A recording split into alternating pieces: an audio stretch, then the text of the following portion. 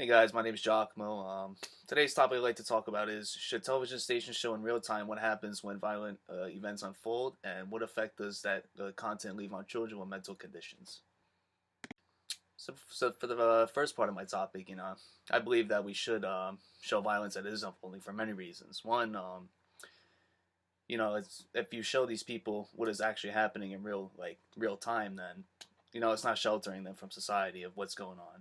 Take the Manchester bombings for instance. A lot of people saw what was happening, and then they realized what a big threat it is. So terrorist attacks aren't exactly the most pleasant thing to see. Like, I don't know if anybody, especially you, have seen the aftermath of an attack like that. Just take pictures from the Boston Marathon bombings, all the blood and everything. It's not a pleasant sight. So, but even now, it does have an impact on their political, people's political views as well. Because, take England again, for instance. People, they were a lot more lenient with letting, a lot of the refugees come into their country, and now they're not so lenient anymore, just because of what's going on, and it has such a big impact on them. So, looking at it from a different perspective, it actually helped these news sites, say like Fox News or MSNBC or whatever people watch. It would raise their viewings because I feel like Americans are actually attracted to violence, in a lot of ways. Whether it's watching 48 hours or these crime videos of people dying or anything, they would I feel like they would just watch it all the time. And even from a law enforcement perspective, like whenever I was involved in going to fight calls or whatnot, people would always be crowding around to see what happened. Like, the guy would be all bloody, face banged up. They have baseball bats. People were just always trying to see what's going on. They love violence. So that's for the second part of my topic, which was what effect does such content leave on children or those with mental conditions, as to if violence was shown in real time.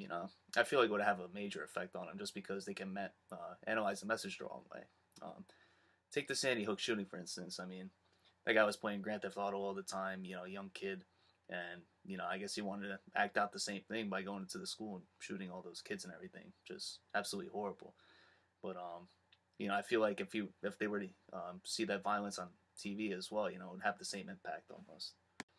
Not only that, it would definitely make them more prone to engage in such violent acts, just because there's already something wrong with them. So obviously, seeing these violence on TV, they would maybe be like, oh, it must be okay then if these guys are going to do it, and they don't know the consequences quite yet. So it could also impact them that way as well.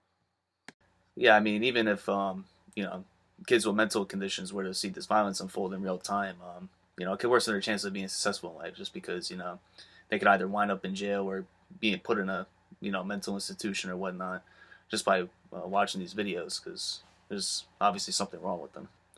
But that's all I have on my topics. I hope you enjoy my video. Sorry for my accent a little bit, but hope you have a great night.